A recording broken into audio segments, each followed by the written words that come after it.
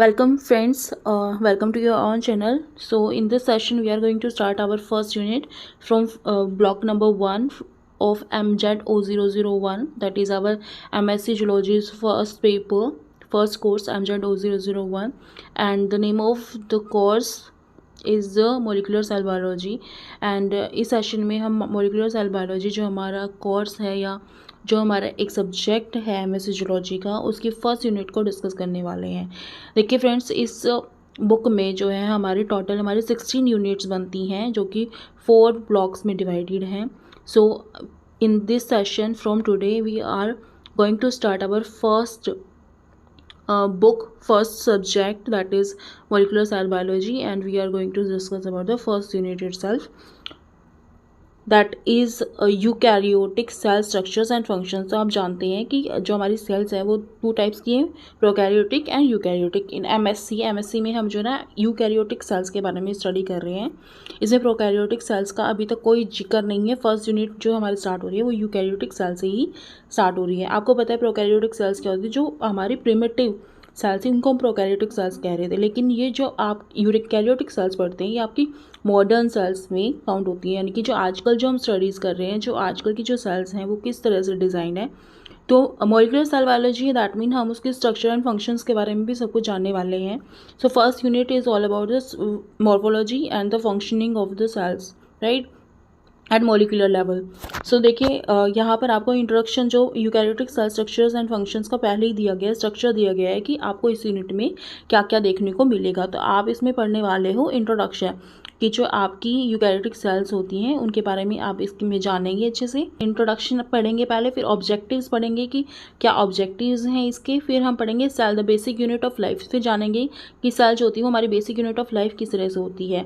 Then structure function of eukaryotic cells, फिर हमें इस यूनिट में पढ़ाया जाएगा कि जो स्ट्रक्चर है यूकैरियोटिक सेल्स का वो किस तरह से, यानी कि किस तरह से ऑर्गेनाइज्ड है, हर एक ऑर्गेनेल वगैरह इसमें, और उनका क्या फंक्शंस है। सब सेलुलर ऑर्गेनेल्स के बारे में पढ़ेंगे कि कौन कौन से ऑर्गेनेल्स प्रेजेंट। ऑर्गेनेल्स होते हैं वो ऑर्गन पार्ट्स ऑफ जिसकी सेल्स के अंदर जो कि उसमें कुछ फंक्शन कर रहे हैं या जो उसका स्ट्रक्चर भी बना रहे हैं, यानी कि वो ऑर्गेनेल्स जो भी आपके सेल साइटोप्लाज्म में प्रेजेंट होते हैं, सेल के अंदर प्रेजेंट होते हैं, वो आपके ऑर्गेनेल्स होंगे। यहाँ पे सब सेल्यूलर ऑर्गेनेल्स का मतलब ये है कि उस सेल्स के अंदर पाए जाने वाले सब सेल्यूलर ऑर्गेनेल्स।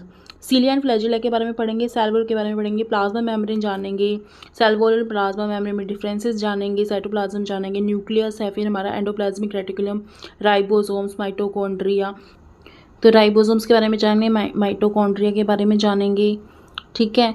फिर हम पढ़ेंगे क्लोरोप्लास्ट के बारे में, फिर आपको बताया गया है गोल्गी बॉडीज़ के बारे में, लाइसोसोम्स, माइक्रो बॉडीज़, वैक्यूल्स। फिर हमारा नेक्स्ट जो आता है आपका टॉपिक, इसमें मिलेगा आपको सेल मॉर्फोलॉजी एंड शेप। जो मॉर्फोलॉजी है वो किस तरह का है सेल का, और उसकी शेप वगैरह क्या है, अलग अलग डिफरेंट टाइप्स की सेल्स की क्या शेप रहती है, क्या मॉर्फोलॉजी रहती है, साइज़ ऑफ द सेल्स क्या है। ब्लड सेल्स जैसे आपका अलग साइज़ होगा, उसकी शेप अलग होगी, ऐसे ही न्यूरॉन सेल्स का अलग होगा। जो भी आपकी सेल्स प्रेजेंट होती हैं बॉडी के अंदर, डिफरेंट काइंड्स की मस्कुलर वगैरह हैं, तो सभी की मॉर्फोलॉजी एंड शेप वगैरह के बारे में जानेंगे। Types of cell morphology in eukaryotes, cell morphology जानेंगे कि कितने टाइप की मॉर्फोलॉजी होती है यूकैरियोट्स के अंदर, समरी जानेंगे। फिर इसका हम पूरी का जॉड जो होगा एनिमल एंड आपकी प्लांट सेल्स वगैरह का डिफरेंसेस वगैरह सभी आपके जो ये ऑर्गेनल्स प्रेजेंट हैं, एनिमल्स में कौन से प्रेजेंट होते हैं, प्लांट्स में कौन से प्रेजेंट होते हैं। फिर टर्मिनल क्वेश्चंस आपको गिवन है इस बुक में, फिर उसके आंसर्स वगैरह दिए गए हैं, और फिर सजेस्टेड रीडिंग्स दी गई हैं, यानी कि एक तरह से आपको समरी दी गई होगी इस चैप्टर की। तो चलिए स्टार्ट करते हैं with our first topic, that is the introduction of the chapter eukaryotics. तो यहाँ पर हम जानेंगे इंट्रोडक्शन में, all of you perhaps know that the cell is a fundamental unit of life. तो आप सभी जानते हैं कि फंडामेंटल यूनिट होती है लाइफ की हमारी कौन, सेल के बारे में बात की जा रही है। In this first unit of molecular cell biology, तो जो आपकी फर्स्ट यूनिट है मोलिकुलर सेल बायोलॉजी में, we will focus chiefly on the structure and function of a eukaryotic cell. तो इसमें हम स्ट्रक्चर के बारे में और फंक्शंस के बारे में मेनली पढ़ेंगे। फर्स्ट यूनिट जो है it is all about the structure and function of the eukaryotic cells. with special emphasis on the structural organization and function of the different cell organelle। और इसमें हम structural organization पढ़ेंगे किनका, cell organelles का, जो अलग अलग आपके डिफरेंट सेल ऑर्गेनेल्स हैं उनके स्ट्रक्चर के बारे में और उनके फंक्शंस के बारे में पढ़ेंगे। यानी कि जो आपके जो ऑर्गेनेल्स प्रेजेंट है यूकैरियोटिक सेल्स में उनके बारे में पढ़ेंगे, जिनमें ये सभी आ जाते हैं सीलिया, फ्लैजेला, सेल वॉल वगैरह, ये जो प्लाज्मा मेम्ब्रेन, ये सारे जो है ये आपके सेलुलर ऑर्गेनेल्स हैं। तो इन सभी के बारे में जानेंगे कि यूकैरियोटिक सेल्स में कौन कौन से ऑर्गेनेल्स प्रेजेंट होते हैं, उनके क्या फंक्शन, उनके क्या स्ट्रक्चर्स हैं, ऑब्जेक्टिव्स क्या रहेगा इनको पढ़ने का हमारा, वो देखते हैं। After studying the unit you should be able to explain the structure and function of the eukaryotic cell. इसको पढ़ने के बाद इस यूनिट जो फर्स्ट यूनिट आपकी गिवन है मॉलिक्यूलर सेल बायोलॉजी को, इसको पढ़ने के बाद आप जान जाएंगे कि यूकैरियोटिक सेल्स का क्या स्ट्रक्चर होता है और क्या उनका फंक्शन होता है, तो आप अच्छे से एक्सप्लेन कर पाएंगे। Explain the structural organisation of the different cellular organelles. तो जितने भी सेलुलर ऑर्गेनेल्स हैं, डिफरेंट सेलुलर ऑर्गेनेल्स हैं, उनके स्ट्रक्चर के बारे में, स्ट्रक्चरल ऑर्गेनाइजेशन कि किस तरह से उनके स्ट्रक्चर जो है ऑर्गेनाइज हैं, उनके बारे में आप अच्छे से जान जाएंगे। आपको अच्छी खासी इसमें नॉलेज मिल जाएगी यहाँ से उन चीज़ों के बारे में। Explain the functional role played by the different cellular organelles and explain the characteristics of different types of cells that make up tissues of plants and animals। तो यहाँ से आप फंक्शनल रोल जान पाएंगे जो कि डिफरेंट सेलुलर ऑर्गेनेल्स जो है परफॉर्म करते हैं, यानी कि किस सेलुलर ऑर्गेनेल का क्या फंक्शन है आपकी यूकैरियोटिक सेल्स में, वो आप यहाँ से जान जाएंगे।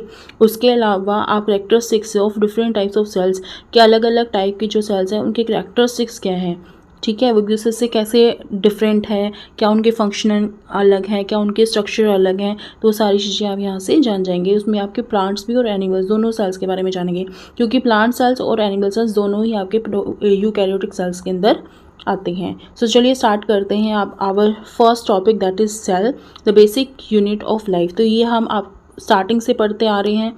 आई थिंक 5th-6th क्लास से जो है ये आपका टॉपिक स्टार्ट हो जाता है कि जो सेल है वो हमारी बेसिक यूनिट है लाइफ की। सेल के बिना हमारा जो जीवन है वो संभव नहीं है, यानी कि हमारी जीवन की पहली जो इकाई है, चाहे वो फंक्शनल कह लो या स्ट्रक्चर कह लो, यानी कि cell is a functional and structural unit of our life. तो यहाँ पे बताया गया है कि scientist believe that the organisms on earth evolve from a single cell almost 3.5 to 3.8 billion years ago. कि जो साइंटिस्ट का बिलीव है, साइंटिस्ट का ये मानना है कि जो ऑर्गेनिजम्स हैं वो इस धरती पर, इस अर्थ पर कब से आ रहे हैं, एक सिंगल सेल से उत्पन्न हुए हैं, बने हैं, और वो 3.5 to 3.8 बिलियन ईयर्स जो हैं बन चुके हैं, यानी कि 3.5 से या फिर 3.8 बिलियन ईयर्स पहले जो है आपकी लाइफ जो है स्टार्ट हो गई थी अर्थ पर, और वो एक सिंगल सेल से स्टार्ट हुई थी। ये किनका मानना है, ये आपकी साइंटिस्ट का मानना है, वैज्ञानिकों का ये मानना है। Cells are often called the microscopic building blocks of the body and constitute organic molecules like nucleic acid, protein, carbohydrates and lipids. तो ये भी बताया जा रहा है कि जो सेल्स होती हैं वो क्या होती हैं, वो आपके माइक्रोस्कोपिक जो है बिल्डिंग ब्लॉक्स हैं। किसी चीज़ को मिलकर बनाने वाले ब्लॉक्स जो होते हैं उनको बोला जा रहा है, यानी कि किसी चीज़ का फॉर्मेशन करती हैं ऐसे ब्लॉक्स होते हैं जो कि हमारी ऑफ द बॉडी कॉन्स्टिट्यूट, हमारी किसी भी बॉडी की जो है वो ब्लॉक जो कि मिलकर के उसकी बॉडी को बना रहे होते हैं, उनको आप बोलते हैं cells. And constitute organic molecules like, और इसमें ऑर्गेनिक मॉलिक्यूल्स होता है। अगर हम प्लांट सेल्स या एनिमल सेल्स की बात कर रहे हैं तो उनमें nucleic acid, proteins, carbohydrates and lipids, ये सभी जो हैं आपके पाए जाते हैं किसके अंदर, सेल्स के अंदर पाए जाते हैं। Robert Hooke in 1665 is credited with giving the concept of cell. तो ये जो क्रेडिट दिया जाता है कि सेल की डिस्कवरी किसने की है, तो ये आपकी जो है ये क्रेडिट दिया जाता है रॉबर्ट हुक को, जिन्होंने 1665 में एक कॉर्क सेल में जो है आपकी कॉर्क टिश्यू कह सकते हैं या सेल में जो है टिश्यू में कह सकते हैं या फिर कॉर्क में जो है आपकी सेल्स की डिस्कवरी की थी। और जो इन्होंने डिस्कवरी की थी concept of cell from his microscopic observation of a dead piece, ये आपका डेड पीस था, किसका, कॉर्क का डेड पीस उन्होंने यूज़ किया था, और माइक्रोस्कोप की ऑब्जर्वेशन से उन्होंने सेल्स की डिस्कवरी की थी। किसकी बात हो रही है, ये रॉबर्ट हुक की बात हो रही है 1665 की, याद रखिएगा। The small compartments which constituted it was called cells। जो सबसे छोटे कंपार्टमेंट्स थे जिनसे मिलकर के ये जो आपकी बनी हुई है, कॉक जो आपका बना हुआ है, डेड पीस जो हमारा कॉक टिश्यू का लिया गया है, तो ये आपकी सेल्स का बना हुआ था। ये उन्होंने अपनी ऑब्जर्वेशन में देखा। In Latin cell mean small room, Latin में जो सेल कहा जाता है वो छोटे छोटे रूम्स को कहा जाता है, और जो आपके टिश्यू बने होते हैं वो छोटे छोटे सेल्स के जुड़ने से ही बने हैं, या फिर क्लस्टर ऑफ सेल्स को ही हम टिश्यू बोलते हैं। तो यहाँ पर एक कॉक टिश्यू को ही स्टडी किया गया था, जिसके छोटे छोटे रूम्स जो हैं उनको सेल का नाम दिया गया, यानी कंपार्टमेंट, छोटे छोटे स्मॉल कंपार्टमेंट को सेल का नाम दिया गया। And thereby the term cell was coined, और इस तरह से ये टर्म जो है आपकी सेल जो है बनी थी, यानी कि सेल जो टर्म दी गई थी वो इसी तरह से दी गई थी। कॉक टिश्यू में जो है छोटे छोटे कंपार्टमेंट्स देखे गए थे रॉबर्ट हुक के द्वारा इन 1665, तो तब से जो है उनको नाम दे दिया गया था सेल का, जो कि दिया था रॉबर्ट हुक ने। अब आते हैं, Anton van Leeuwenhoek was the pioneer in the observing bacteria. तो बैक्टीरिया को देखने वाले जो कौन थे, एंटोन वैन ल्यूवेनहॉक थे। Sperms and the red blood corpuscles, जो रेड ब्लड कॉर्पस्कल्स हैं या फिर जो आपके स्पर्म सेल्स हैं, इनको देखने वाले कौन थे, Anton van Leeuwenhoek under the microscope. तो माइक्रोस्कोप के अंदर जो है पहले जो रेड ब्लड सेल्स देखी गई थी, या फिर हम कह सकते हैं बैक्टीरिया को देखा गया था, वो देखा गया था एंटोन वैन ल्यूवेनहॉक के द्वारा। All living beings including plants, animals and other organisms like bacteria are made of one cell or trillions of cells put together।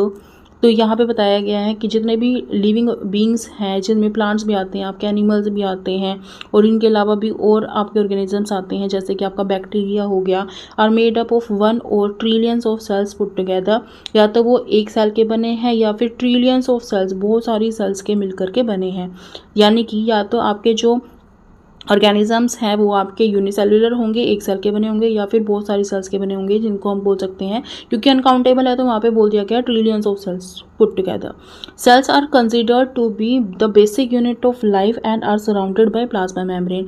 तो सेल को माना गया कि ये आपकी बेसिक यूनिट है लाइफ की, कि इसी की वजह से आपका जीवन है, and are surrounded by plasma membrane. और माना गया कि जो सेल होती है ये प्लाज्मा मेम्ब्रेन से सराउंडेड होती है, ढकी हुई होती है, filled with A jelly like fluid called the cytoplasm. और इसके अंदर एक जेली लाइक फ्लूइड प्रेजेंट होता है जिसको हम साइटोप्लाज्म कहते हैं। These tiny fluid filled cells carry out several biochemical reactions.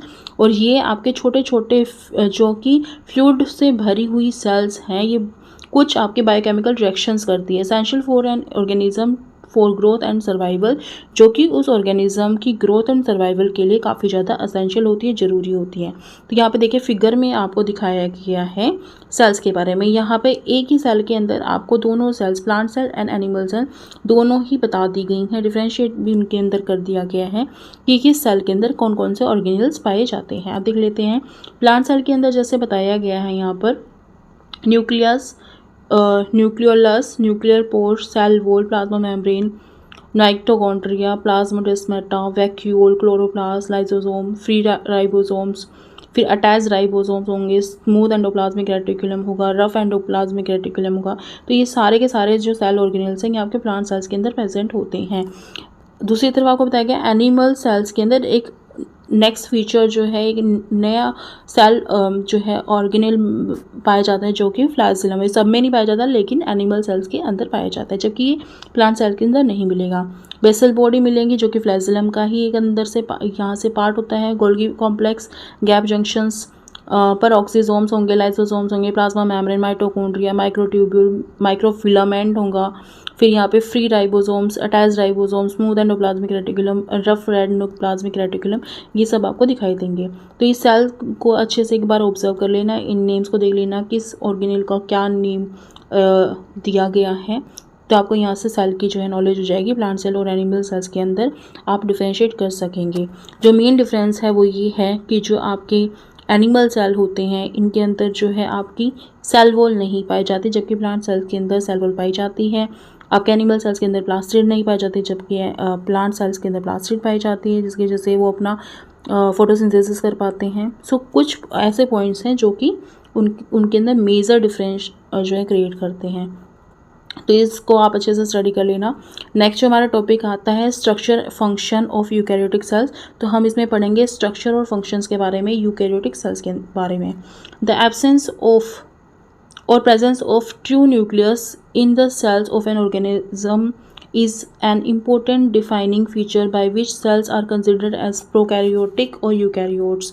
आपको बताया गया है कि जो प्रेजेंस है, उपस्थिति या अनुपस्थिति जो है ट्रू न्यूक्लियस की, यानी कि एक सेल के अंदर ट्रू न्यूक्लियस है या नहीं है। ट्रू न्यूक्लियस किसको बोलेंगे? जिसकी एक प्लाज्मा मेम्ब्रेन से वो घिरा हुआ होगा, जिसका मटेरियल जो है आपका न्यूक्लियोलस एंड जो न्यूक्लियोप्लाज्म है वो आपका एक सेल मेम्ब्रेन से अगर घिरा हुआ होगा, कवर्ड होगा, तो आप उसको ट्रू न्यूक्लियस कहेंगे। लेकिन जिसमें सेल मेम्ब्रेन ही नहीं होगी तो उसको सिर्फ उसमें क्या है, न्यूक्लियोप्लाज्म प्रेजेंट है सेल के अंदर। ये जो सेल है इसके अंदर न्यूक्लियोप्लाज्म प्रेजेंट है और कोई सेल मेम्ब्रेन नहीं है, तो उसको आप ट्रू न्यूक्लियस नहीं कहेंगे। तो ट्रू न्यूक्लियस वो है जिसमें एक आउटर कवरिंग है, न्यूक्लियर मेम्ब्रेन है।